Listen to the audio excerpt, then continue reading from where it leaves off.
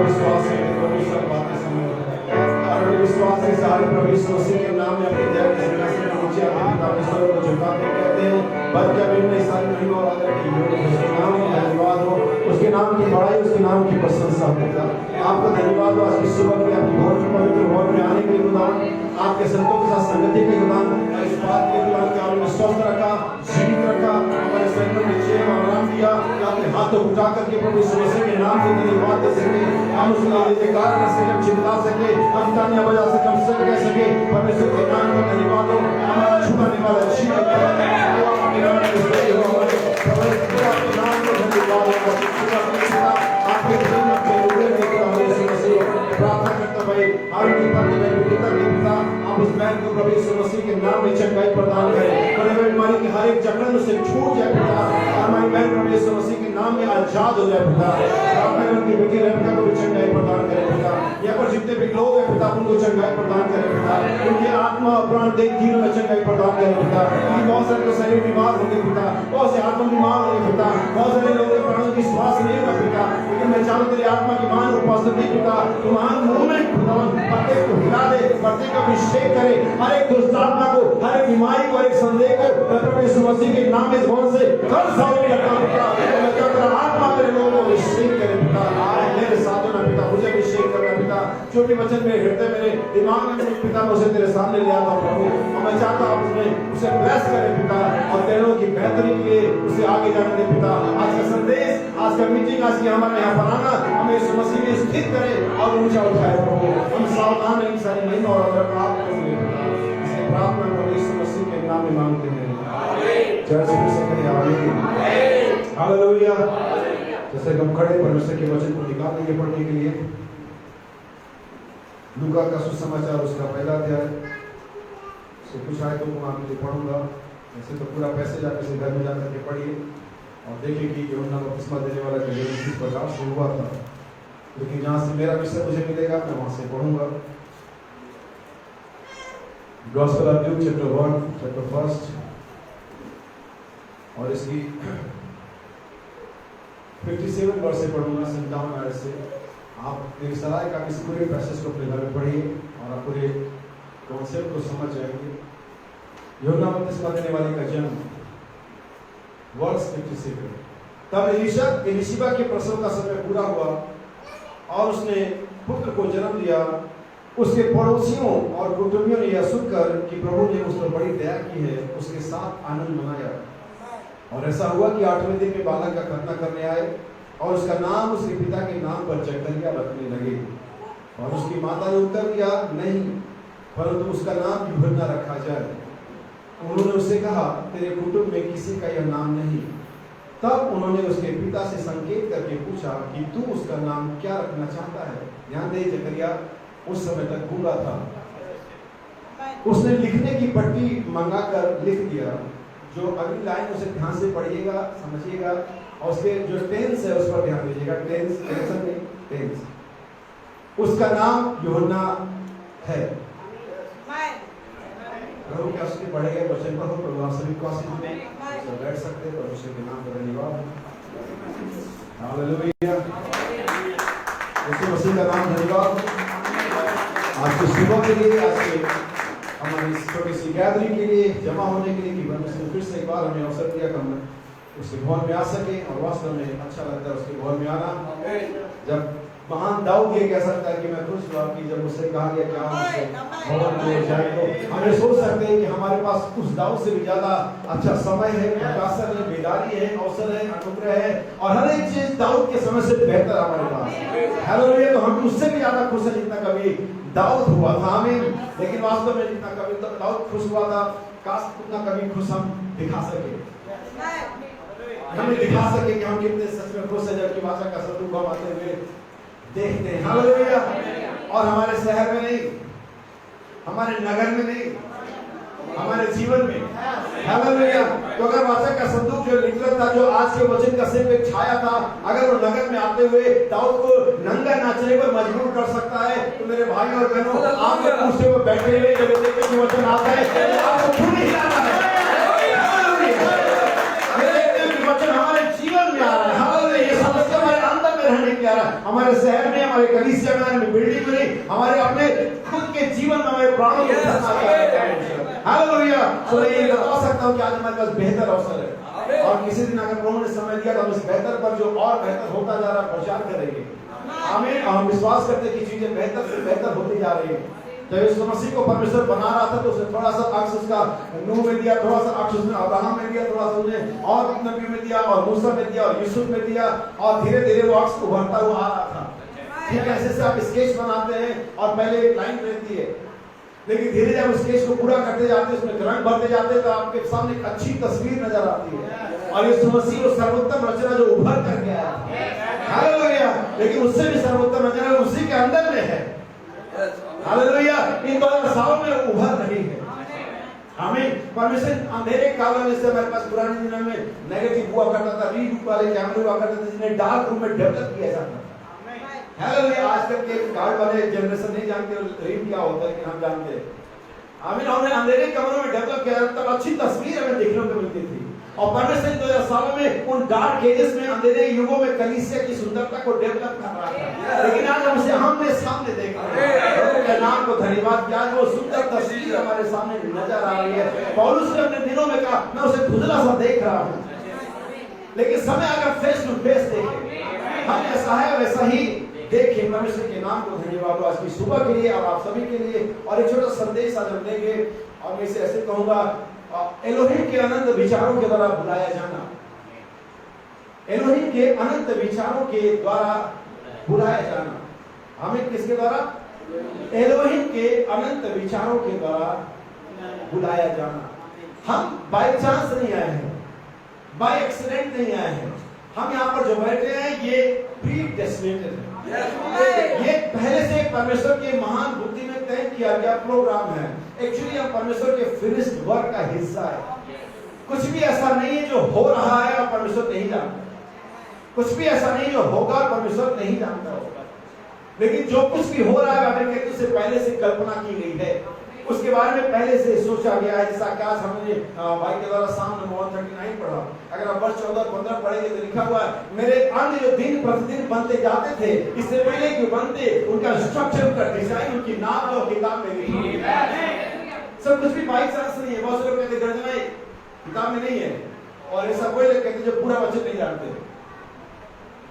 क्यों? इससे पहले किताब में, क्योंकि प्रकाशन वही होता है जो लिखा हुआ हो, उसी बात का तो प्रकाशन है। अगर तो वो लिखा ही तो फिर किस बात का प्रकाशन है वो?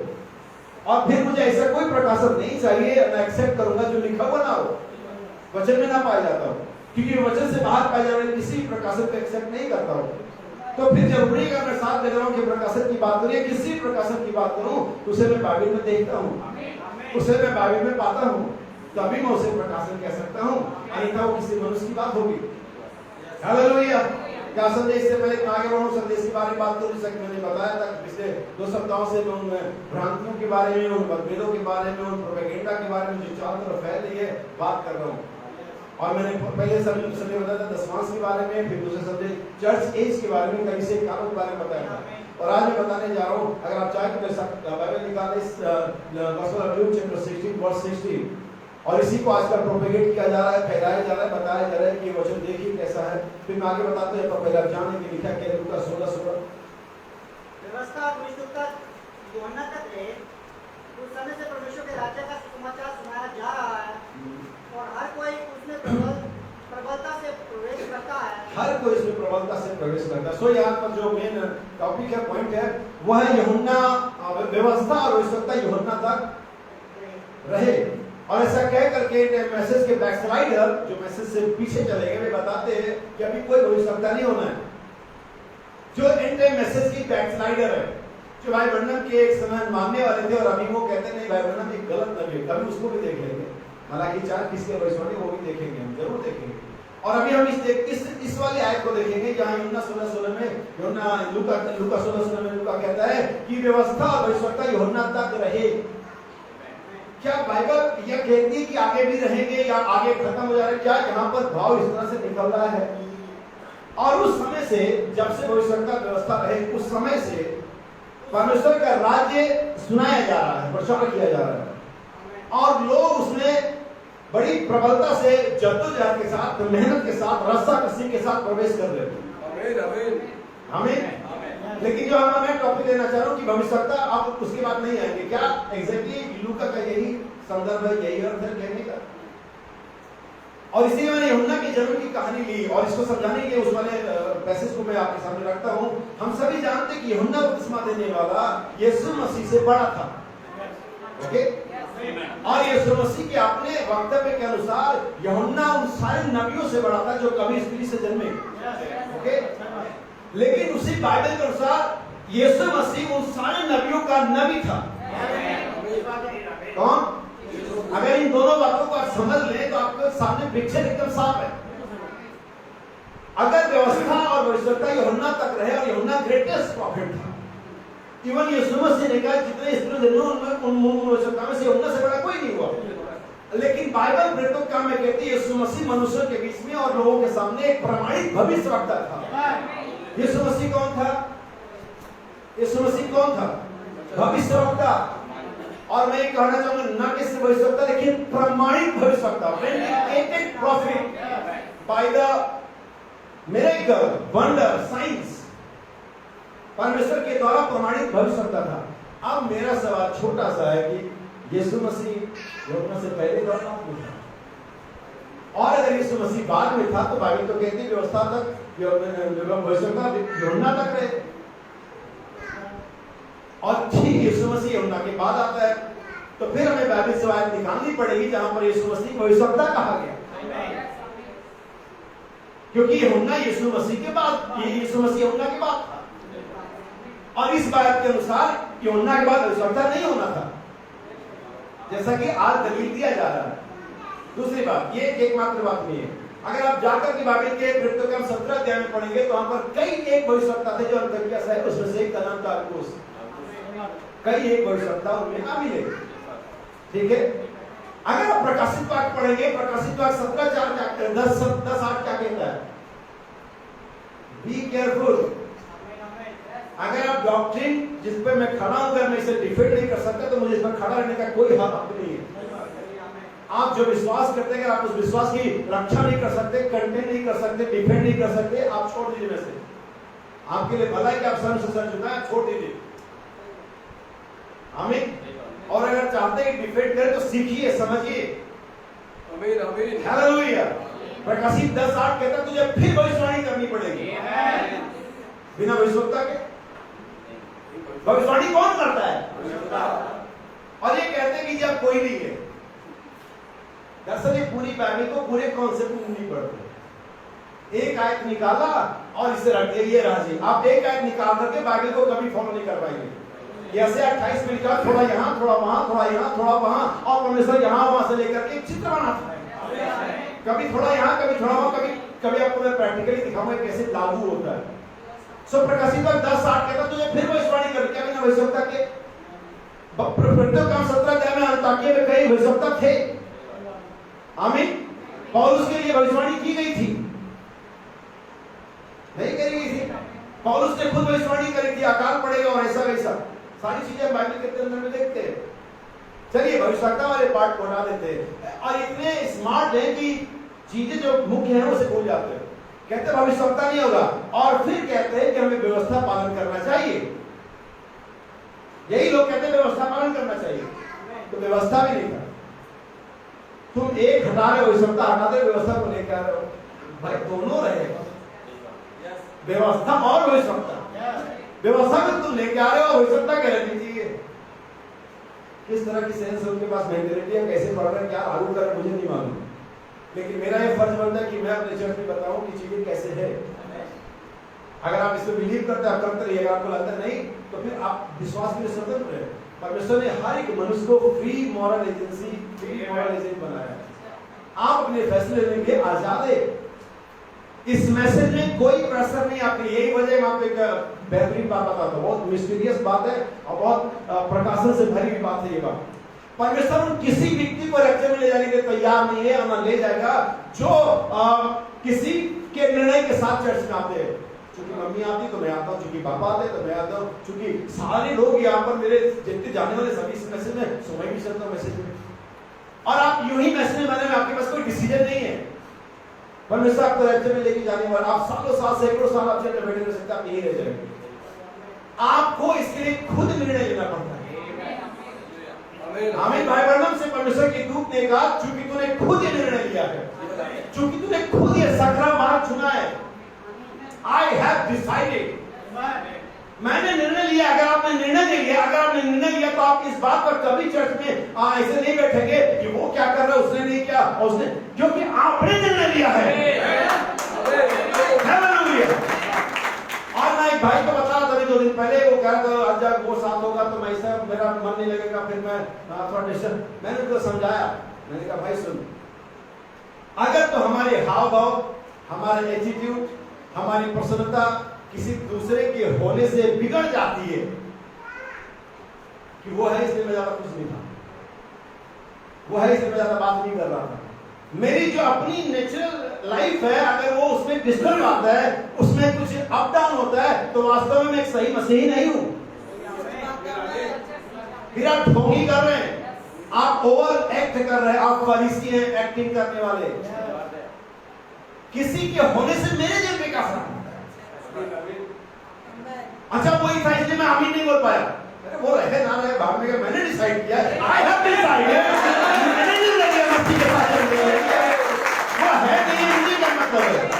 और यही वजह कि यीशु मसीह को अदर रिलीजन के जो धर्म गुरु थे उन्होंने कहा हम यीशु मसीह को इसलिए मानते हैं क्योंकि उसके जीवन पर दूसरों का प्रभाव नहीं था। वो कलवरी पर ये कह सकता था पिता ने माफ कर, वो इसलिए नहीं चुप रह सकता था कि ये भी बैठा हुआ है। वो बूढ़ा आदमी इसकी भूगोल की किताब पढ़ के रोटी कोठरी में नाच सकता है। आमीन। एक सब्जी बेचने वाला विश्वासी भाई सब्जी बेचते हुए लौकी धनिया आलू बेचते हुए हालेलुया बोल रहा है, उसको क्या फर्क पड़ रहा है? अगर मैं एक कोट पढ़ता हूं के लिए, ये एक संदेश है विश्वास के लिए यत्न करना, विश्वास के लिए यत्न करना, और हम विश्वास में आगे बैठ गए बस दम, यत्न नहीं है, कोशिश नहीं है। बाइबल संदेश है विश्वास के लिए यत्न करना। याकूब की 32 लिखे, हे भाई उस विश्वास में पूरा यत्न करो जो तुम्हें एक ही बार सौंपा गया। और अच्छी बात यह है इस बारे में मैं घमंड नहीं कर सकता कि मैं विश्वासी हूं, क्योंकि गिफ्ट है, ये परमेश्वर की ओर से दिया गया वरदान है, इसे मैंने जनरेट नहीं किया है, इसे मुझे दिया गया है। सो नबी पेज नंबर 13 है, पेज नंबर 13 है, और नबी संदेश में कहता है हम यहाँ देखने दिखाने के लिए नहीं आते हैं। आप इस छोटी सी जगह में बारिश में आकर इसलिए नहीं इकट्ठा होते हैं कि आपको देखा जाए, आप दिखाएं। हम यहाँ पर एक ही उद्देश्य के लिए आते हैं कि कुछ अच्छा फ्रूट लें।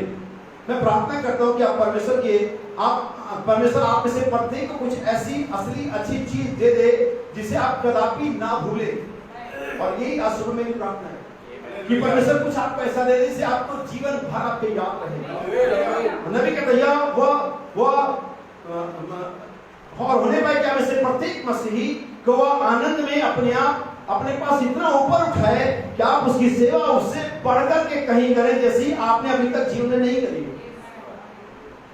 अरे किसी भी मीटिंग हो सकता है, लेकिन जब आपका नेचर, आपका एटीट्यूड, आपका रवैया एक दूसरे के प्रति देख करके बदल जाता है। जैसे किसी शादी फंक्शन में गए और कोई मिल गया जिससे हमारी बातचीत नहीं चल रही है और वो बटर चिकन एकदम बिटर चिकन हो जाता है,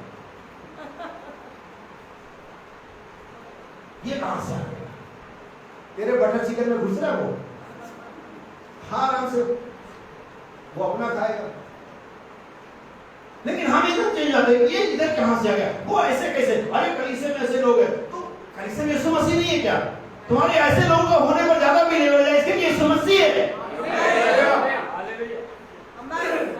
कलीसिया में ऐसे लोग हैं उस पर ज्यादा विश्वास है, बजाय इसके यीशु मसीह कलीसिया में है। मैं यीशु मसीह के लिए आता हूँ, ऐसे और वैसों के लिए नहीं आता हूँ। और मैं सुनता हर एक विश्वासी ऐसा ही है, और अगर वैसा है तो आनंद कर सकता है, वो जयकार कर सकता है, चीख फट चिल्ला सकता है। I have decided, मैंने यीशु मसीह के बीच निर्णय मैंने लिया था। मैंने कहा था यीशु मसीह में चलूंगा, चाहे जमाना इधर से उधर हो जाए, चाहे मेरे पास सैलरी हो ना हो, बीवी हो ना हो, बच्चे हो ना हो और खाना हो ना हो, मैंने डिसाइड किया है। I have decided। फिर मुझे दूसरों से क्या फर्क पड़ता है?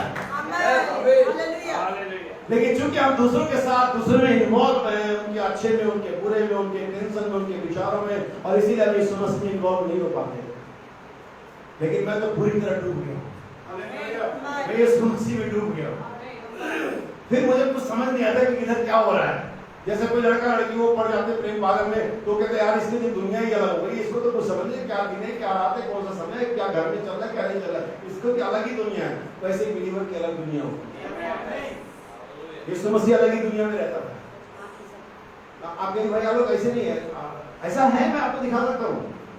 इमाउस के रास्ते पर जब 2 जन जा रहे थे, क्या रहे थे, आपस में बात कर रहे थे किस बारे में, इजराइल के छुटकारे के बारे में, यीशु मसीह के बारे में। यीशु मसीह मर चुका है, यीशु मसीह दफनाया जा चुका है, वे परेशान है, वे उदास है, और कहते हैं हमें तो निश्चित थी कि ये व्यक्ति इजराइल को छुटकारा देगा, हमें आशा थी वगैरह वगैरह। और यीशु मसीह के साथ हो गया। और उससे पूछता कौन सी बात, तू यहाँ परदेसी है, तुझे नहीं मालूम पिछले 3 दिनों में यरूशलेम में क्या हुआ? अरे उसकी अलग दुनिया थी ना, उसकी क्या मालूम दुनिया में क्या चल रहा है, कौन सा ट्रेंड चल रहा है, आजकल क्या फ्लो कर रहा है, आजकल व्हाट्सएप पे सब घर पर क्या छाया हुआ, आप आजकल कौन सी चीजें ऊपर चली गई।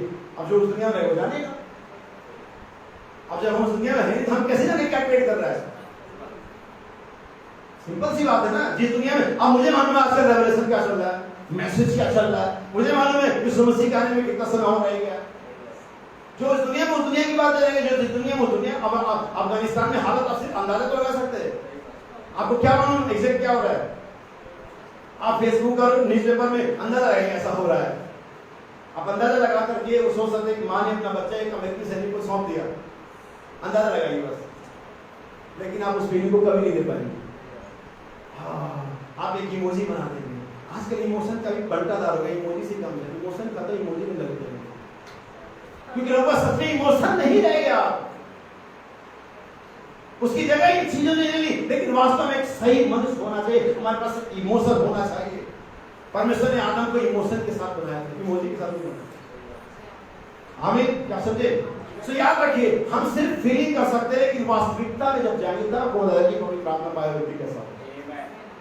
हमें क्या समझे? तो नबी कहता है कि आप उससे बढ़कर के सेवा करेंगे जितने अपने जीवन भर में कभी नहीं करी। अब उस परमेश्वर की सेवा करने से क्या व्यवस्था परमेश्वर यूहन्ना तक रहे, वो सेंस अलग था। अगर ऐसी बात नहीं होती तो आगे भविष्यता कहीं में अपीयर बाइबल में दिखाई नहीं देते। तो बाइबल हम कहते हैं हमें उस परमेश्वर की सेवा करने से क्या भला होगा जिसकी सेवा मूसा ने करी थी, लेकिन एग्जैक्टली हम वही परमेश्वर का सेवा कर रहे हैं। लेकिन सेंस समझिए, यहाँ पर परमेश्वर की सेवा मूसा ने करी थी, यदि वह आज एक साल ना हो तो वह ऐतिहासिक परमेश्वर की सेवा करने से क्या भला होगा। क्या समझे? सुनिए, यदि वह एक साल, यदि वह शक्तिहीन हो गया हो, खत्म हो चुका हो, मर चुका हो, मैं आपसे एक प्रश्न पूछता हूं, आप ऐसा तो नहीं करना चाहेंगे और ना ही मैं ये करना चाहूंगा, यदि मैं एक ऐसे परमेश्वर की सेवा कर सकता हूं जो जीवता है और ठीक या मौजूद रहता है, ताकि जब मैं आवश्यकता में हूं तो मेरी सहायता करे। मुझे एक सोता हुआ वॉचमैन नहीं चाहिए, मुझे एक बंदूक तो चाहिए लेकिन उसमें गोली भी चाहिए। मुझे कुत्तों को डराना नहीं है खाली बंदूक से। अगर आपके पास बंदूक में बुलेट नहीं है फिर फायदा क्या उस बंदूक का? समझ रहे? अगर हमारे पास परमेश्वर है और आज काम नहीं कर रहा है, फिर हमें ऐसे परमेश्वर की कोई आवश्यकता ही नहीं है। हमें नबी कह रहा है, यदि मैं एक ऐसे परमेश्वर की सेवा कर सकता हूं जो जीवता हो और यहाँ मौजूद रहता हो, ताकि जब मैं आवश्यकता हूं तो मेरी सहायता करे। अब मेरे साथ बाइबल की आयत निकालिए, इब्रानियों की पत्री और उसका 10 अध्याय होना चाहिए। बहुत महत्वपूर्ण है मेरे भाई। सॉरी, ये 4 अध्याय है और इसके 16 वचन से पढ़ेंगे। Hebrew chapter 4:16। ध्यान से सुनिएगा कि वचन यहाँ पर किस प्रकार से लिखा हुआ है। इसलिए हम अनुग्रह के सिंहासन के निकट या बांधकर चले। कैसे चले? कहाँ? अनुग्रह के सिंहासन। बाइबल में पुराने नियम में मर्सी सीट होती थी, प्रायश्चित का ढक्कन से कहा जाता था मर्सी सीट। लेकिन यहाँ पर थ्रोन ऑफ ग्रेस, सीट और थ्रोन में बहुत फर्क होता है। क्या समझे? वहां पर दया थी और यहाँ पर क्या है? अनुग्रह है। यहीं पर बहुत सारी बार बिलीवर चूक जाते हैं, दया अनुग्रह की चीज जैसे लगता है, जैसे उद्धार छुटकारा। एक ही चीज लगता है, लेकिन उद्धार छुटकारा अलग चीज है, दया अलग चीज है, अनुग्रह अलग चीज है। आमीन। बाइबल ने क्या कहा, मुझे ऐसा परमेश्वर चाहिए इसकी मैं सेवा करता हूं ताकि जब मैं आवश्यकता में हूं तब मेरी सहायता कर सके। सुनिए, अब हम यह मान करके अनुग्रह के सिंहासन के पास चले कि हम पर दया हो, कि हम पर यहाँ पर दोनों शब्द लिखे हुए हैं। यहाँ पर क्या लिखे हुए हैं? दोनों शब्द लिखे हुए हैं, दया और अनुग्रह। यही वजह क्या साइंस भी है और एट मैसेज की बिलीवर भी है और संस्था तो बिल्कुल इसके बारे में कि प्राण और आत्मा में क्या फर्क होता है। लेकिन बाइबल क्लियरली बताती है की पत्री में कि परमेश्वर का वचन प्राण और आत्मा में भी विभेद कर देता है। परमेश्वर का वचन प्राण और आत्मा को भी डिवाइड कर देता है। यही वजह कि बिलीवर जो बैठ रहते सालों साल से बिलीवर्स होते, हम उन्हें जान लेते हैं कि सच में बिलीवर नहीं है, जबकि वो अपनी आत्मा में सही होते हैं, फिर भी बिलीवर नहीं होते, फिर भी वो चीज नहीं होती जिसकी परमेश्वर ने डिमांड करी होती है। जैसे धर्मान व्यक्ति वो अपनी आत्मा में सही था, वो राइट पर्सन था, मौला था, इतना अच्छा था, बाइबल में लिखा है यीशु मसीह ने मुड़ करके प्रेम किया। पढ़ लेना सही से, वरना यीशु मसीह ने फरीसियों से कभी प्रेम की भाषा तक बोली नहीं। हमेशा फरीसी तुम पर हाय, शास्त्री तुम पर हाय, तुम पर हाय, ऐसे बोलता था। लेकिन इसे मुड़ करके प्रेम किया क्योंकि वास्तव में अपनी आत्मा में सही था, इवन अपनी देह में सही था, लेकिन बस प्राण में सही नहीं था। यहीं पर जहां पर सैकड़ों हजारों बिलीवर छूट जाएंगे, मिस कर जाएंगे रैप्चर को। अब मैं फिर से बता दूं, रैप्चर का रीटेक नहीं होगा। ये कोई शूटिंग नहीं चल रही है, फिर से करो, फिर से मैं तुम्हारा वीडियो बनाता हूं, अब इसकी बात सही करना। Rapture one single take, hallelujah, cut. जैसे बोला एक्शन, अगर आपने एक्शन किया ठीक है, कट तो कट, खत्म, फिर 1000 साल बाद मिलेंगे। आमीन। तो यह मान करके अनुग्रह के सिंहासन के पास चले ताकि हम पर दया हो। और आगे क्या कहता है? हम पर दया हो और वह अनुग्रह पाए। वह अनुग्रह पाए। यहाँ पर अनुग्रह नहीं लिखा है, याद रखिए, जब लिखा जाता है एक सर्टन, एक निश्चित चीज लिखी गई है, वह अनुग्रह। कौन सा अनुग्रह? वह अनुग्रह, एक स्पेशल ग्रेस, एक ऐसा ग्रेस जो परमेश्वर ने अपने लोगों के रिजर्व रखा हुआ है, जिस पर ऑर्डिनरी लोगों का, बकाया लोगों का कोई अधिकार नहीं है। वो उसके भागी नहीं हो सकते। जैसे कि मेज की रोटी खाना, इस पर जोर चढ़ के कुत्ते और ये नहीं खा सकते उससे। परमेश्वर ने उस रोटी को अपने बच्चों पे रखी उसे। जब परमेश्वर ने इजराइल के लिए निकलने का रास्ता बनाया लाल सागर को, दबावों में क्या इजराइल 20 लाख बाहर चले गए, पार हो गए। फिर हमने कहा हम लोग भी जाएंगे। उन्होंने सरपत रखे अपनी दौड़ाई, लेकिन क्या वो रास्ता बंद हो गया। लाल सागर फिर से वैसे हो गया, क्योंकि वो रास्ता सिर्फ इजराइल के लिए बनाया गया था। याद रखिए, वह अनुग्रह, कौन सा अनुग्रह? जो आवश्यकता में हमारी सहायता कर सके। सो परमेश्वर अनुग्रह दया में फर्क बताता है। जैसे मैं हमेशा बता चुका हूं, आपका पाप माफ कर दिया गया, आप पर दया हो गई, लेकिन क्या पर अनुग्रह भी हुआ कि जब पाप करने के लिए आगे बढ़े तो परमेश्वर का आत्मा के नहीं बच्चे नहीं करना, यह अनुग्रह है। आपको ईसाई लोग, क्रिश्चियन लोग कहेंगे यीशु मसीह ने लहू बहाया, मैंने विश्वास किया, हमारे पाप क्या हो गए? माफ हो गए, मुझे इसमें कोई परेशानी नहीं, हो गए। यकीनन हो गए, तुमने विश्वास किया, यीशु ने लहू बहाया है, लेकिन क्या तुम पर अनुग्रह है कि तुम फिर पाप मत करो? वो तो पाप पर पाप करते चले जाते हैं। क्या हम पाप बहुत करें, अनुग्रह बहुत हो? देखो बाइबल कैसे लिखी हुई है। हमें सो वह अनुग्रह हो जो हमें आवश्यकता में क्या कर सके, हमारी सहायता कर सके। बाइबल में यहाँ पर कहते हैं आगे, 14 पैराग्राफ 47, यदि वो परमेश्वर था परंतु इस वक्त परमेश्वर नहीं है, यदि वो सामर्थ्य से भरा परमेश्वर था मगर अब नहीं है, अपनी सामर्थ्य गंवा बैठा है, तो उस परमेश्वर के विषय में सामर्थ्यहीनता वाली बात होगी। वो पावरलेस परमेश्वर का, और जिसके पास ये पावरलेस परमेश्वर है वो पावरलेस क्रिश्चियन है, पावरलेस रिलीजन है, पावरलेस चर्च। और आज क्रिश्चियन पावरलेस है क्योंकि उनके पास पावरलेस परमेश्वर है, क्योंकि इतिहास के परमेश्वर के बारे में बात करते हो, लेकिन हम वर्तमान के परमेश्वर के बारे में बात करते हैं। बाइबल इब्रानी की पत्री में कहती 12 में देखें, आओ दौड़ जिसमें दौड़ना धीरे से दौड़े। कैसे दौड़े? इस एज में 2021 इस एज में, इस मॉडर्न एज में हर चीज फास्ट है, हर चीज फास्ट है। आपकी कुकिंग फास्ट है, आपका जो ट्रांसपोर्टेशन फास्ट है, आपका मोबाइल फोन फास्ट है, आपके पास फास्ट फूड है, हर चीज फास्ट है। लेकिन अभी ईरान है ना, वापस आ जाओ, धीरे से दौड़ना पड़ेगा। बहुत फास्ट आदत पड़ेगा तो बाइबल में फास्ट आपको एक दिन में रिजल्ट आना चाहिए, नहीं आएगा। बहुत फास्ट आदत पड़ गया है क्योंकि हमारा मेंटलिटी वैसे उसी पर डेवलप हो गया है, उसी पर केंद्रित हो गया है। फास्ट फास्ट फास्ट फास्ट, वो भाई तूने सुधरा, वो बहन तूने ऐसा कर, नहीं होगा सर। वो दौड़ जिसमें दौड़ धीरज से दौड़ना पड़ेगा। Run with patience. शैतान फास्ट बना रहा है, तो सरकार वापस आ गया पुराने जमाने में, फास्ट नहीं, पेशेंस। स्लो चलना पड़ेगा। आज के दौर में भी, मॉडर्न एज में भी, जब कछुआ और खरगोश की रेस कराई गई, कछुआ जीत गया। आप लोगों ने वीडियो देखी होगी, क्या बात। आज भी कछुआ जीत गया क्योंकि वो खरगोश बजती तालियों में गुम हो गया। अरे वाह, लोग मुझे लिए बजा रहे हैं, वाह, God bless you, God bless you. और खरगोश, कछुआ, मुझे एक शब्द उसकी ओर से चाहिए। हजारों सैकड़ों शब्द यहाँ से एक शब्द वो कह, मेरे दास तूने अच्छा काम किया है, पूरा वचन पर खड़ा कर। हालेलुया, आमीन। इस समय प्रभु का नाम मुबारक हो। एक संदेश की ओर चले और हम लूका के सुसमाचार को वापस निकाल लेंगे और उसकी वह जगह निकालेंगे जहां पर लूका से जकरिया से जिब्राइल फरिश्ता बात करना शुरू करता है। शायद 7वीं आयत होनी चाहिए इसे।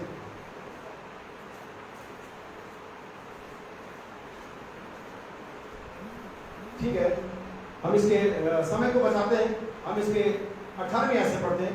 ध्यान सुनिएगा, मेरा संदेश है एलोहिम की अनंत विचारों द्वारा बुलाया जाना। अब यहाँ पर इस शीर्षक को देने के पीछे मेरा एक मकसद है जिसके लिए मैंने इसे रखा है और मैं आपको अभी आगे चलकर इसके बारे में बताऊंगा। वर्स 18,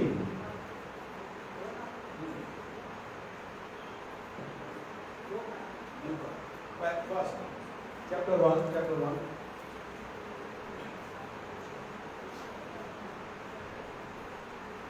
जकरिया ने स्वर्गदूत से पूछा, यह मैं कैसे जानूं, क्योंकि मैं तो बूढ़ा हूं। याद रखिए, यहाँ पर जिब्राइल फरिश्ता है और जिब्राइल फरिश्ता मरियम के पास भी गया था और जिब्राइल फरिश्ता ही जकरिया के पास गया। मेरी एक बात यहाँ पर जो समझनी है, मैंने जो मेरे माइंड में स्ट्राइक करती है वो ये है कि जब जिब्राइल बेटा होना था, एलिशिबा के बेटा होना था मरियम के, तो जिब्राइल मरियम के पास गया तो जिब्राइल को एलिशिबा के पास जाना था। एग्जैक्टली जिब्राइल को कहाँ जाना था? एलिशिबा के पास जाना था। लेकिन फर्स्ट टर्म में, पहले हिस्से में फरिश्ता जाता है जकरिया के पास। यहाँ पर जो सिचुएशन है अगर आप देखेंगे तो मरियम के पास जो दूत गया वो पहले गया, यूसुफ के पास बाद में गया। ओके, यूसुफ के पास भी गया था दूत, लेकिन वो बाद में गया था। लेकिन यहाँ पर उल्टा हो गया, यहाँ पर जिब्राइल फरिश्ता पहले जकरिया के पास जाता है और फिर एलिशिबा के पास जाता है। ओके, एलिशिबा जैसा मरियम ने एक्सक्यूज दिया था वैसा एक्सक्यूज जकरिया ने दिया। मरियम का एक्सक्यूज ये था कि मैं किसी पुरुष को नहीं जानती, वो यंग थी, लेकिन ये बूढ़ा है। अब सवाल फिर से उठता है कि मरियम का एक्सक्यूज माफ कर दिया गया, जकरिया का नहीं माफ किया गया। मरियम ठीक है, तू नहीं जानती पुरुष, कोई बात नहीं, पवित्र आत्मा छाया करेगा। जकरिया तू गुमा रहेगा तब तक। नहीं याजक था ये, बाइबल रीडर था ये, सेवादार था ये, ऐसी बातें करते सेवादार। ये कैसे होगा? लड़ा कैसे चलेगा? अंधे कैसे देखेंगे? मुर्दे कैसे जीवित होंगे? ये कैसे होगा? सेवादार ऐसी बातें करते हैं। फिर कैसे कैसी बातें करती होगी? तू गुमा रहेगा। इसके पीछे कारण है, इसीलिए मैंने कहा अनंत विचारों की तरफ बुलाया। इसीलिए मैं फिर रिमाइंड करता हूं आपको साम 139, इससे पहले कि मेरे अंग बनते मेरा नाम लिखा जाता, मेरा स्ट्रक्चर निकल जाता, मैं काला या गोरा होता, मैं 5 फुट 8 इंच का होता है, 10 फुट इतने इंच का होता है, या ऐसा वैसा होता, मेरा नाम, मेरा स्ट्रक्चर, मेरा रंग, हर एक चीज लिखा गया है। ये मैं नहीं कर बाइबल में तुम्हारे अंग प्रतिदिन जो तुम्हारे जब टिश्यूज बने, तुम्हारे जब ऑर्गन बने, तुम्हारे जब बॉडी बनी, वो सब कुछ लिखा हुआ वहां पर। मैं नहीं बता, बाइबल ऐसा साफ साफ कह रही, इससे पहले के दिन प्रतिदिन हमारे अंग बनते जाते थे, वो किताब में लिखे हुए थे। परमेश्वर एक पैटर्न पर, एक सोची समझी स्कीम पर काम कर रहा है। कुछ भी अचानक अकस्मात बाई चांस नहीं हो रहा है। Everything is well plan. So कहता है मैं जो बूढ़ा हो गया हूं, उसे परमेश्वर के सामर्थ्य पर भरोसा होना चाहिए। उसे परमेश्वर की क्रिएटिंग पावर में भरोसा होना चाहिए था। उसे परमेश्वर पर भरोसा होना चाहिए था कि क्योंकि यह जकरिया है और अब्राहम के कई 100 सालों के बाद है ये सेवादार होने के नाते इसे अब्राहम की स्टोरी याद रहनी चाहिए थी। क्या समझ रहे? परमेश्वर का सेवक होने नाते इसे अपने पूर्वज अब्राहम की स्टोरी गवाही याद रहनी चाहिए थी कि मेरा पिता भी 100 साल का था और उसने अपने बुढ़ापे में पुत्र पाया। तो अभी पूछता है मैं जो बूढ़ा हो गया हूं, अब तो हुआ है। लेकिन इसके पीछे कारण और वो कारण हो जा रही है। आगे बढ़ते हैं। क्योंकि मैं तो बूढ़ा हूँ और मेरी पत्नी भी बूढ़ी हो। अच्छा ठीक है, दोनों का बता रहा है। उसने यीशु की बात नहीं करी थी भैया, इसने तो दोनों की बात कर दी। पूरा भैया कुछ नहीं हो सकता। ठीक है आगे। स्वर्गदूत ने उसको उत्तर दिया। स्वर्गदूत ने उसको उत्तर दिया। मैं जिब्राइल हूँ। अब एक मिनट रुकिए, क्या ये जकरिया नहीं जानता था स्वर्गदूत है? क्या जकरिया नहीं जानता था कि परमेश्वर ही बात कर रहा है मुझसे? क्या ये उपस्थिति उसके लिए कोई अचानक क्या अजनबी या कोई ऐसी चीज थी जो जिसके बारे में उसने कभी कहा? ये परमेश्वर का दास होने नाते, इजराइली होने नाते यहोवा परमेश्वर के बारे में जानता था। स्वर्गदूतों के अपीयरेंस के बारे में जानता था। इसके एक्सक्यूज के द्वारा परमेश्वर ने जिब्राइल को पूरा परिचय दिलवाया। भाई तू समझ में आ रहा है तू किससे बात कर रहा है? तो समझने में कौन हूं मैं, क्या कह रहा हूं, तुझे समझ में आ रही बात? अगर आज यहां बैठे लोगों को सिर्फ इतना समझ में आया कि आप किस परमेश्वर की सेवा कर रहे हैं, आप ये सब संभव हो जाएगा। अगर आप सिर्फ इतना समझ जाए कि आप किसका वचन सुन रहे हैं, कौन है परमेश्वर की, आप सेवा कैसे विश्वास करते हैं, आपकी सारी प्रॉब्लम खत्म। अगर आप सिर्फ विश्वास करें आप ये सभी, लेकिन मैं कहता नहीं आप नहीं कर रहे। जिब्राइल को पूरा परिचय देना पड़ रहा है। क्या कह रहा है?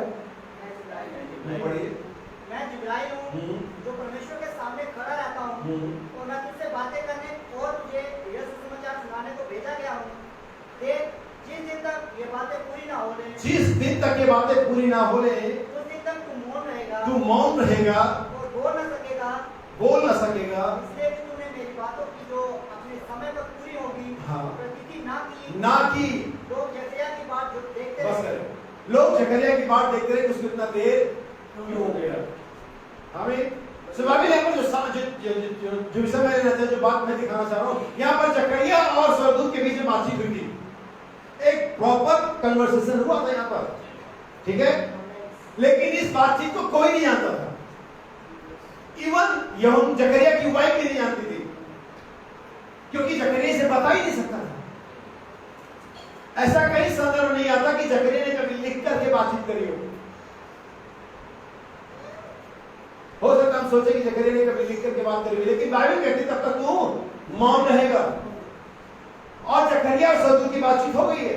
क्या होगा, कौन होगा, क्या नाम होगा, क्या सेवकाई होगी, किसकी आत्मा में चलेगा, क्या करेगा, सब बात हो गई है। पीछे जाकर आप पढ़ेंगे तो यहोन से 18 से पीछे उसने बताया उसका नाम क्या होगा, क्या उसकी सेवकाई क्या होगी, वो किस आत्मा में चलेगा, वगैरह वगैरह, क्या खाएगा ये वो नहीं भी बताएगा। नहीं, और ये सारी बात किसके, किन लोगों के बीच में? जकरिया और स्वर्गदूत, परमेश्वर का सेवक और परमेश्वर का दूत। लेकिन इसके बारे में कोई नहीं जानता। याद रखिए, जब भी परमेश्वर किसी खास टॉपिक को शेयर करता है, बातचीत करता है, वो पहाड़ पर बुलाओ।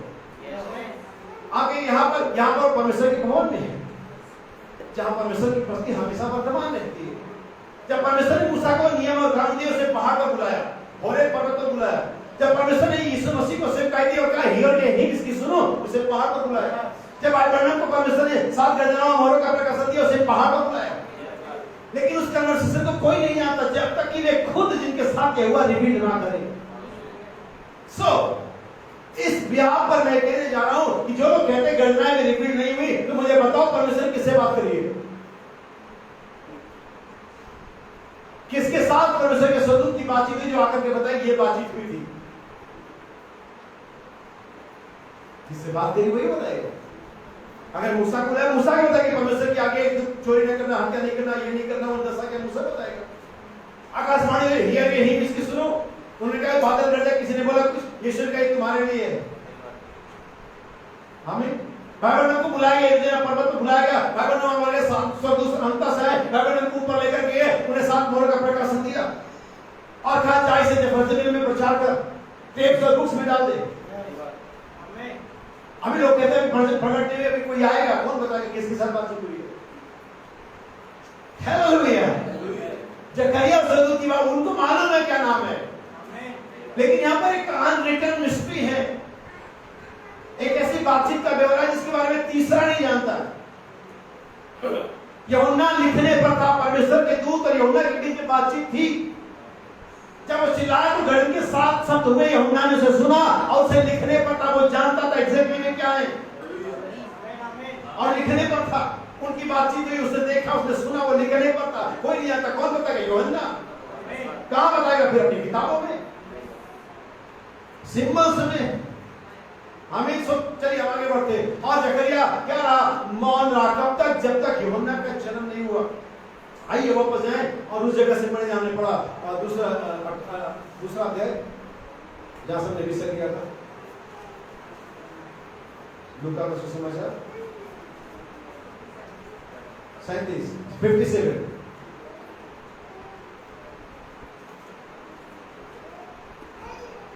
ठीक है, पहला अध्याय उसका 57 वचन।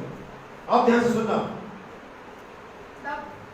तब ईश्वर के प्रसव का समय पूरा हुआ और उसने पुत्र को जन्म दिया। यानी मैं कह सकता हूँ कि लगभग 9 महीने जकरिया गूंगा रहा। लगभग 9 महीने जकरिया गूंगा रहा। और आगे जन्म दिया। उसके पड़ोसियों और कुटुंबियों ने यह सुनकर कि प्रभु ने उस पर बड़ी दया की है, उसके साथ आनंद मनाया। उसके साथ आनंद मनाया। याद रखिए, आनंद मनाने के साथ आनंद मनाओ। और ऐसा हुआ जब आनंद मनाने वाले के पास जाएं, जब आनंद मनाने के साथ मिले तो उनके साथ आनंद मनाएं। आप उनके पार्टी में पहुंचे, आप उनके शादी में पहुंचे, आप उनके डीजे पार्टी पहुंचे, आप बैठ जाए, मैं नहीं, मैं तो दुखी हूँ, वो आनंद मना उनके साथ। आप उनके साथ इससे बेहतर था क्या जाते हैं? उन्होंने जरा आनंद मनाया। और ऐसा हुआ कि 8वें दिन वे बालक का खतना करने आए। यही नियम था पुराने दिनों में। और उसका नाम उसके पिता के नाम पर जकरिया रखने। अब देखिए यहाँ पर अभी उसका नाम, यानी कि यूहन्ना, उस बच्चे का नाम जो 8 दिन का था, उसका नाम उसके पिता के नाम पर जकरिया रखने लगे। यहाँ पर आपका मिस्ट्री है, यहाँ पर भेद है। यही सारी चीजों का एक तरह से खुलासा है। यानी कि हम मान सकते हैं कि पुराने दिनों में और अमेरिका में भी अगर आप देखें तो अगर बाप का नाम जॉन है तो छोटा जूनियर जॉन हो जाता है, जस्ट जूनियर लग जाता है। और एलिया यहूदियों के जीवनों में या दिनों में या उनके कल्चर में भी यही था कि बाप के नाम पर ही उनका नाम रखा जाता था।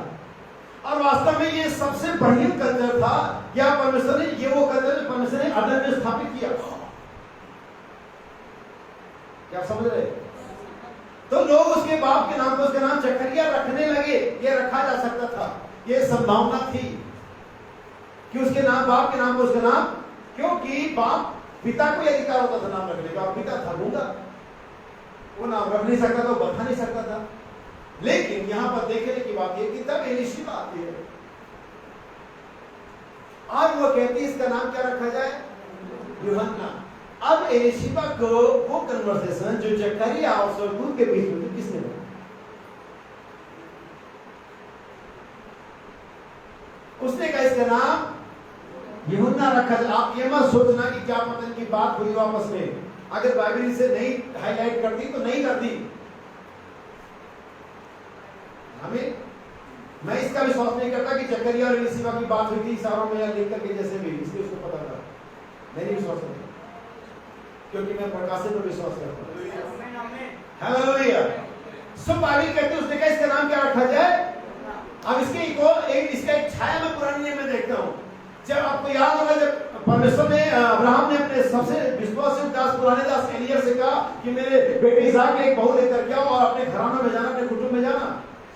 तब एलिया जाता है वहां पर और वहां पर वो कुएं पर बैठ जाता है और दुआ करता है कि प्रभु जो लड़की आए, जो मुझे भी पानी पिलाए, मेरे ऊँटों को पिलाए, वही ऐसी होगी जो मेरे स्वामी के पुत्र इसहाक के लिए एक अच्छी बहू होगी। अब बहुत सी लड़कियां आई हुई उस नगर से, तब वहां पर रेबेका आती है। आमीन। और हमारा नबी के संदेश में कहता है जो कुछ एलिया के मन में था वही रेबेका के हृदय में था। नबी कहता वो दूत जो एलिया के साथ था वही दूत रेबेका के साथ बातें कर रहा था। तो विश्वास है जिस दूत ने जकरिया से बातचीत करी, उसी दूत ने एलिशिबा से बातचीत करी, उसने प्रकट परमेश्वर ने दूतों ने नबी पर जाहिर किया, वही परमेश्वर का दूत आज कलीसिया पर भी जाहिर करेगा। योजनाएं क्या है? हालेलुया। कोई दूसरा और तीसरा तरीका ही नहीं है, क्योंकि परमेश्वर इस बात के लिए बात लेके अपने उसी दूत को इसके द्वारा नबी को उठाया, रेवलेशन दिया, उसे भेजा, वही दूत यहाँ पर आए। लेकिन प्रकाशित 10:7 लिखा, फिर वही दूत मुझसे बातें करने लगा। उस दूत के पास जा, वो एक निश्चित दूत है, वो परमेश्वर का दूत है। हालेलुया। और नबी कहता है, जिस दूत ने अब्राहम से एलिय्याह के साथ काम किया, वही दूत रेबेका के साथ काम कर रहा था। और यहाँ पर रेबेका कहती, उसका नाम यूहन्ना रखा जाए। यहाँ पर अभी निश्चितता नहीं है, लेकिन वो अब आता है जकरिया। अभी भी बोल नहीं सकता था जब तक वो नाम प्रकट नहीं होगा। अब ये नाम रखा जाता है। आयत आपके लिए पढ़ते हैं इफिसियों की पत्री से, इसे नोट लेके ठीक है, मुझे याद आ गया ताकि मैं आपके लिए पढ़ दूं। Chapter 3 verse 15, Ephesians chapter 3 verse 15, इफिसियों की पत्री तीसरा अध्याय 15। जिससे स्वर्ग और पृथ्वी पर हर एक घराने का नाम रखा जाता है, हर एक घराने का नाम रखा जाता है कि वह अपनी महिमा के धन के अनुसार तुम्हें यह दान दे कि तुम उसके आत्मा। बस, यानी कि स्वर्ग और पृथ्वी पर हर एक का नाम उसी के नाम पर रखा जाता है। आमीन। कोई दूसरा नाम नहीं है। अगर मैं कल्पना करूं या मैं देखूं, अगर मैं जितने भी क्रीचर, जितने भी प्राणी बनाए गए थे, उनका एक सर्टेन नाम था, और मनुष्य के अलावा किसी का नाम आज तक नहीं बदला। नहीं, अभी भी वे सब अपने उसी नाम से जाने जाते हैं जो नाम वचन उनको दे दिया गया। वो गधा आज भी गधा ही है, हाथी आज भी हाथी है, शेर आज भी शेर है, लेकिन आदम से सेत आ गया, सेत से हाबिल आ गया, हाबिल से वो आ गया। इसे कैसे हो गया? इसे नहीं हुआ था, क्योंकि बाइबल इफिसियों की पत्री में कहती है हर एक का नाम उसी के नाम पे रखा जाता है। और यहाँ तक कि इजराइल में भी कल्ट था, उन्होंने यूहन्ना का नाम अब उसके पिता के नाम पर रखने लगे। ये रखा जाता है, ये रखा जाना चाहिए, यही रखा जाना चाहिए। हालेलुया। क्या समझे? स्वाभाविक बात क्या बताते हैं यहाँ पर? और हर एक घराने का नाम रखा जाता है। अब देखिए आदम का नाम क्यों बदला, या हम कहें आदम की जनरेशन का नाम क्यों बदला? आदम का नहीं बदला, आदम की जो जनरेशन है, पीढ़ी है, उसका नाम बदला गया। क्योंकि जो आदम का जो कैरेक्टर था वो परमेश्वर के पुत्र का कैरेक्टर था, और परमेश्वर के पुत्र का कैरेक्टर जो मानव देह में प्रकट हो रहा था उसका नाम आदम था। एक्चुअली परमेश्वर जो नाम रखता है वो कैरेक्टर वाइज रखता है, nation wise, culture wise, education wise नहीं रखता है। नहीं, कैसे रखता है? कैरेक्टर। तो आदम जो परमेश्वर का पुत्र था, परमेश्वर के पुत्र को, परमेश्वर के वचन को नजर प्रकट किया, इसके लिए उसका नाम आदम था। लेकिन जैसे ही कैरेक्टर चेंज हुआ, जैसे दोगला बनाया, हाइब्रिड हो गया, वैसे नाम चेंज हो गया। वैसे क्या हो गया? नाम चेंज हो गया। और आदम से सेत पैदा हो गया, फिर हाबिल पैदा हो गया, फिर हाबिल से और पैदा हो गया। लेकिन याद रखिए, बाइबल में बताती है यीशु मसीह का नाम एक और नाम है दूसरा आदम, सेकेंड आदम। आमीन। क्यों? क्योंकि फिर से वही कैरेक्टर है, और जैसे वही कैरेक्टर आ गया वही नाम आ गया। अब वो नाम मानव होटल से लिया गया, उसका नाम यीशु, लेकिन बाइबल से दूसरा आदम भी कहती है, क्योंकि वास्तव में आदम की देह परमेश्वर के वचन के लिए बनाई गई थी, लेकिन ये यीशु मसीह, ये देह और वचन दोनों परमेश्वर के लिए बनाया गया। क्या समझ पा रहे हैं? इसलिए उसका नाम यीशु पड़ा, और दूसरा आदम कहा गया कुरिन्थियों की पत्री में। सही बात है ये? तो याद रखिए, अगर उसी यीशु मसीह से फिर से कोई सेम कैरेक्टर आएगा, उसी रूप रंग में आएगा, उसी डील में आएगा, उसी कैरेक्टर में आएगा, उसका नाम भी क्या होगा? यीशु। यही वजह है कि बहुत सारी बार बिलीवर्स को, क्रिश्चियन को, रियल सन्स ऑफ गॉड को ये कैरेक्टर नहीं होती, यीशु मसीह के नाम में बस आगे देना होता है। जैसा कि मैं हमेशा बताता हूँ, अगर मैंने किसी को 10,000 रुपए दिए हैं तो मैं किसी भाई को भेजूंगा और उनका भाई उससे कहना आलो 10,000 रुपए मांगे। ऐसे तो करेंगे, आप भी ऐसे करेंगे। अगर आपने किसी को पैसे दिए हैं, कुछ भी सामान दिया है, आप किसी को भेजेंगे और कहना भाई ने अपने पैसे मांगे, वो कहेगा भाई ने अपने पैसे मांगे, जो भी नाम हुआ ले लेगा। लेकिन अगर वो भाई खुद जाएगा तो क्या बोलेगा? वो भाई ने पैसे मांगे, पैसे लाओ। कोई नाम लेने की जरूरत नहीं उसको। क्या बड़ी उसकी जरूरत? क्या क्या क्या कमीशन का 10 से दबाओ? क्या कमीशन का यहोवा यूं कहता है? तूफान शांत हो जाए। चल, उसको ये कहने की यहोवा यूं कहता जरूरत ही नहीं थी, क्योंकि वो नाम खुद उसके अंदर में था। वही वो यहोवा था जो मुजस्सम हुआ था, ये जो सीधा बोल सकता था। और जब वो कैरेक्टर आप में आता है, आपको ये कहने की भी जरूरत नहीं पड़ी यीशु मसीह के नाम में, यस, हे माय रिडेम्पशन, ये माय हीलिंग, जो कुछ मेरा है मुझे, क्योंकि आपके लिए वो नाम जीवित हो गया। सो नाम रखा जाता, जकरिया नाम रखा जाता, लेकिन नहीं, उसने तख्ती मंगाई और उस पर क्या लिखा, उसका नाम यूहन्ना रखो, उसका नाम यूहन्ना रखा जाए। उसका नाम यूहन्ना था, उसका नाम यूहन्ना है। वो इतना कंफर्म था, क्यों वो कंफर्म था? एलिशिबा ने कहा उसका नाम यूहन्ना रखा जाए, लेकिन जकरिया ने कहा उसका नाम यूहन्ना है। जब वो वचन प्रकट होगा जो परमेश्वर ने नबी को दिया है, तो उससे अलग नहीं होगा। जो आपने सोचा है वही वचन प्रकट होगा जो आपके हृदय में है। हालेलुया। परमेश्वर आपके प्रकाशन को अपने वचन के प्रमाणित वचन द्वारा मेंटेन कर देगा, उसे मिला देगा उसे। तो नबी कहता है जकरिया और सदूत की बात कर, उस समय तक जब तक कि प्रकट नहीं हुआ, यूहन्ना ने गुप्त रही, लेकिन किसी के पास इस बात का प्रकाशन था। आज यीशु मसीह, आज नबी और सदूतों की जो बातचीत है वो गुप्त है। लोग कहता है वो गुप्त है, लेकिन किसी के पास प्रकाशन होना चाहिए। क्या बातचीत हुई थी? नबी कहता मूसा और यीशु और इन सब की बात पहाड़ पर हुई, सदूतों से हुई, लेकिन इन्होंने आकर किसे प्रकट किया। एक और एग्जांपल देता हूं आपको। जब 3 मजूसी जो वाइज मैन थे, जब पूर्व देश से आए यरूशलेम में, उन्होंने एक सीधा सवाल किया कि यहूदियों का इसका जन्म हुआ है, होगा नहीं, हमने सुना है नहीं। यहूदियों का इसका जन्म हुआ है, कहां है? और ये जो हम पूछ रहे हैं ये इत्तिफाक नहीं है, हम अंदाजा नहीं लगा रहे, क्योंकि उसके पीछे चलिए, क्योंकि हमने पूर्व उसका तारा देखा।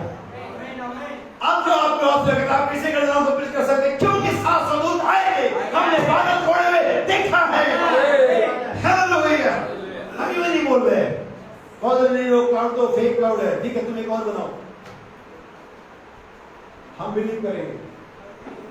हमें तुम एक और फेक क्लाउड बनाओ, तुम एक और रॉकेट लॉन्च करो, देखो क्या होता है। क्या वो क्लाउड 26 मिनट की यात्रा सेम आकार में तय कर सकता है? उसी शेप में 26 मिनट की कोई क्लाउड यात्रा तय कर सकता है क्या? और फिर वो तारीख, वो जगह, वो चीजें कैसे एक के साथ एक मैच करती चली गई। क्यों 28 फरवरी? क्यों केवल 28?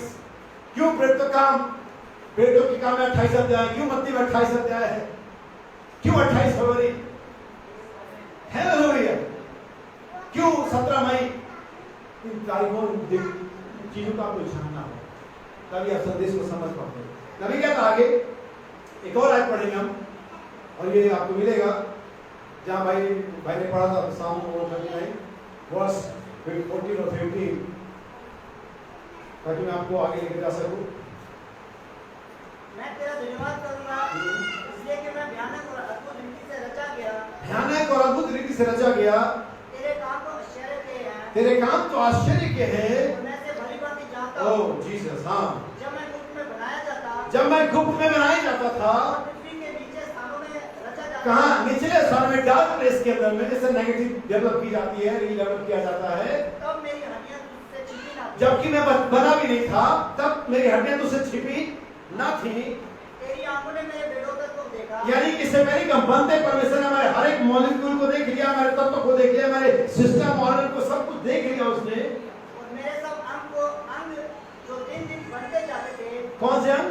सब अंग जो दिन दिन बनते, जैसे गर्भवती के पेट में हड्डियां कैसे बढ़ती हैं तू नहीं जानता। इति वचन। पत्थर पर, चट्टान पे सर की चाल कोई नहीं जानता, समुद्र में जहाज की चाल कोई नहीं जानता। क्या आप जानते हैं? सर चकरा जाएगा, पानी में जाकर गाड़ी डालकर देखना, किधर पता चला गाड़ी इधर ही, पानी उधर जा रहा है। सांप जब चट्टान पे चलता है लगता नहीं चल रहा है, ऊपर पहुंच जाता है, आपको लगता है एक ही जगह कर रहा है। ऐसे ऐसे नहीं देखा कभी आप लोगों ने? और गर्भवती की पेट में हड्डियां कैसे बढ़ती है उसे, लेकिन कमर की आधा माइक्रोन बढ़ने देना सबको मालूम चलेगा, नाक का आधा माइक्रोन बढ़ने देना सबको मालूम चलेगा, हड्डियों को थोड़ा सा कहीं आधा इंच बढ़ने देना सबको पता चलेगा। गर्भवती की पेट इतना बड़े बच्चे इतनी हड्डियां बढ़ेंगी पता नहीं चलेगी। परमेश्वर की कारीगरी लेकिन मैं विश्वास करता हूँ परमेश्वर हमारे फिजिकल के लिए हमारे स्पिरिचुअल के बारे में बात कर रहा है। ऐसे फिजिकल भी है लेकिन स्पिरिचुअल भी है। हमें दिन ब दिन बनते जाते थे, हम एक दिन में नहीं डेवलप हुए, नहीं हम होंगे। यही वजह की दौड़ पेशेंस के साथ दौड़नी है। हम अनसंस करके बढ़ते हैं, हम अनसंस करके बदलते हैं, हम अनसंस करके सीखता में जाते हैं। बाइबल बताती है उन्होंने कनान को एक ही दिन में कब्जे में नहीं ले लिया, बहुत सारे देश करने में, बहुत सारे हिस्से करने में, और कहता अभी और भी हिस्सा बाकी है, हमें सारा देश करने लगे एक दिन में नहीं, day by day, day by day. क्या समझ पा रहे हैं? सो फिर पढ़िए तेरी आंखों ने मेरे बेटों को देखा और मेरे सब अंग जो दिन बढ़ते जाते थे रचे जाने से पहले तेरी पुस्तक में लिखे। बस रचे जाने से पहले तेरी पुस्तक में, इससे पहले कि एलिशिबा कहे उसका नाम यूहन्ना होगा, उसका नाम लिखा हुआ था। जकरिया इसे जानता था इसका नाम यूहन्ना रखा जाएगा। गजराई कोई अलग चीज नहीं है, हमारा बुलाना कोई अलग चीज नहीं है। परमेश्वर ने आलम जगत उत्पत्ति से पहले जाना। बाइबल कहती है रोमियो 8:29 वचन में जिसे जाना उसे बुलाया, जिसे बुलाया उसे महिमा दी, उसे धर्मी ठहराया, जिसे धर्मी ठहराया उसे महिमा भी दी। यानी कि सारा चीज पहले से नियोजित है। लेकिन सवाल ये आता है कि हम इसे कैसे साबित करें? मैं किस जानूं कि निश्चित है मैं चुना हुआ हूं। मैं आपके लिए आयत पढ़ता हूं, क्या मैंने बहुत सारी बार इसे रेफरेंस दिया है, मैं फिर से पढ़ता हूं। तो काम 13:48 वचन है, book of Acts chapter 30 verse 48।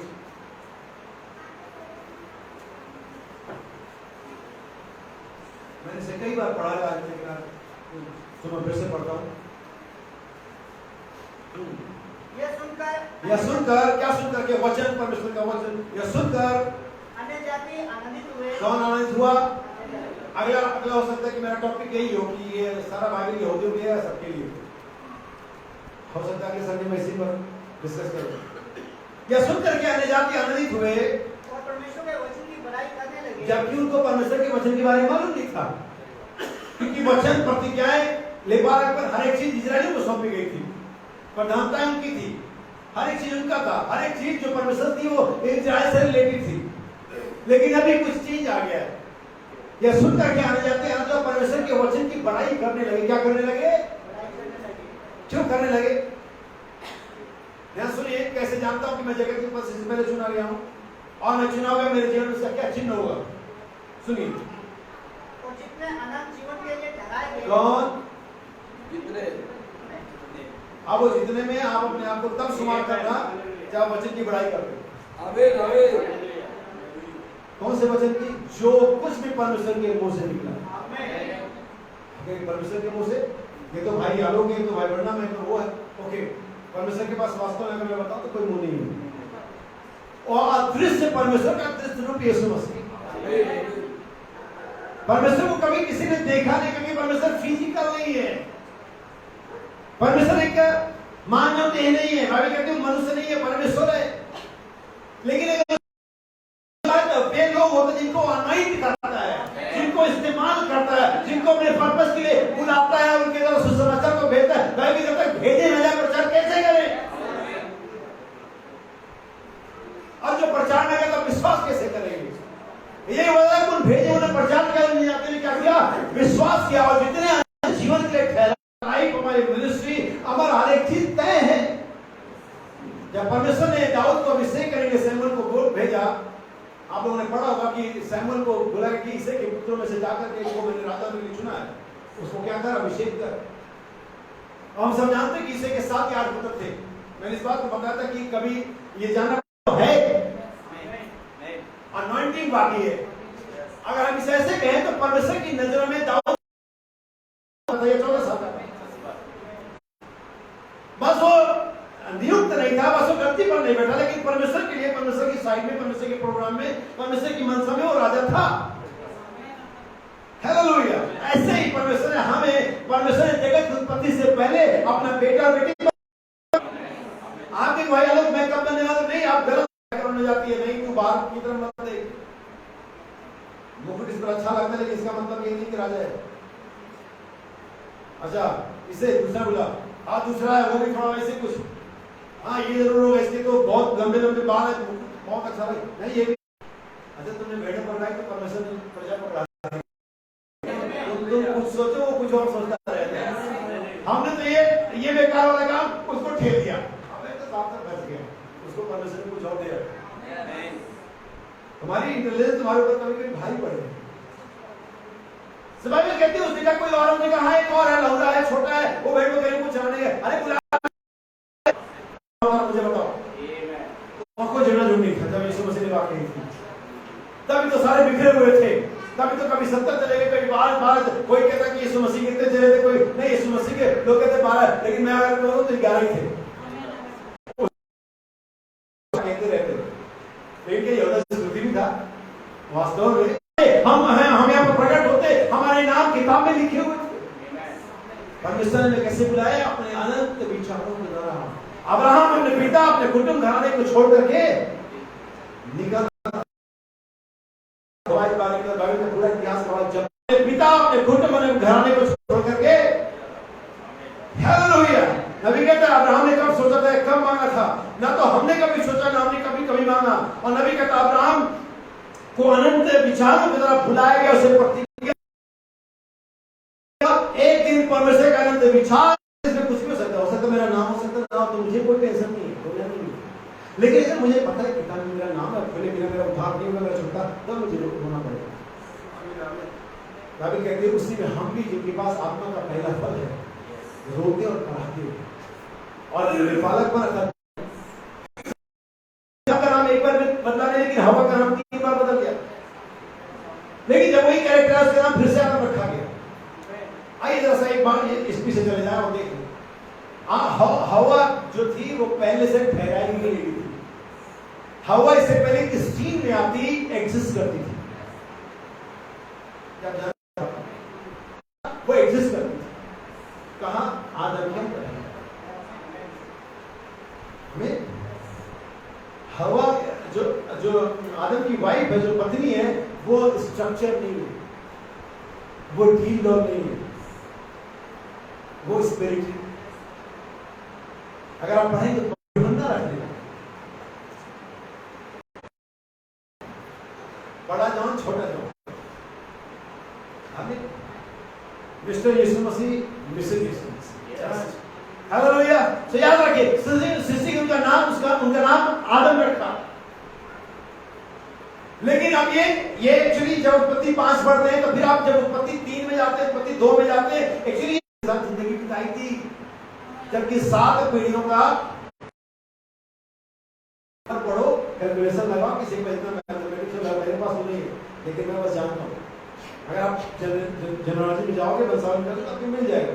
तो याद रखिए सृष्टि का नाम आदम रखा। अब ये पीछे चले, बाइबल कहती है परमेश्वर ने हर एक जीव को नर और नारी, मेल और फीमेल करके जोड़े से बनाया था, और उसने हर एक पशु को उसके साथ कोई मेल खा सकता है या नहीं, तो क्या पाया कि कोई उसके साथ मेल क्यों, कैसे, मतलब ये नहीं था, कैरेक्टर अलग था, नेचर अलग था, डायमेंशन अलग था, बातचीत अलग थी, खाना पीना अलग था, कैसे मेल खाता उसके साथ? बाइबल कहते हैं 2 जन एक मन के नाम एक साथ चल नहीं सकते, और वो तो बिना मन के थे। अगर आप चाहें तो हमें उसकी संति मांस बढ़ गया, और उसने एक स्ट्रक्चर बनाया। मैं बार बार कह रहा हूं, मैं बार बार इस शब्द को बोला, एक टील बनाया, एक आकृति बनाई, देह बनाई, और आदम में से वो जो हवा वाली आत्मा थी, स्त्री वाली आत्मा थी, उसे निकाल करके उस देह में डाला। ये मेरी हड्डी की हड्डी, मेरे मांस का मांस, सो इसका नाम क्या होगा? नारी होगा।